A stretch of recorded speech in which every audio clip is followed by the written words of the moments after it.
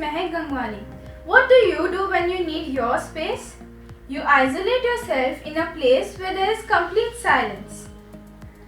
Wise men speak because they have something to say. Fools because they have to say something, isn't it? So what exactly is communication?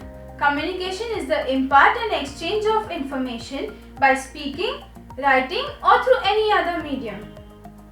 Coming to our topic, silence is golden, is very precise in today's time. We are all silent. We hardly speak. Am I right? Yes, it is because we are also drenched in our phones. Our heads are always down. In fact, we all have double chins. Contrarily, there are people who talk too much but are hardly able to communicate. Good communication is an art. Over-talking and talking too less are both major contributing factors to confusions or misunderstandings. Remember, good communication always involves listening skills and feedback. We need to understand the other person's framework of reference in order to communicate effectively.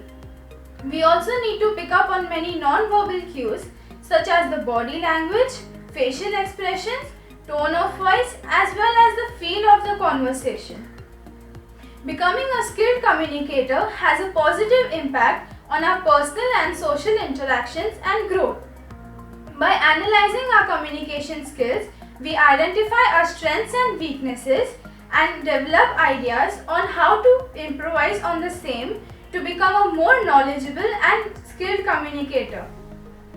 I plan to become an effective and ethical communicator by further educating myself in this field and practicing verbal, non-verbal and active listening skills that I learnt in this communication course.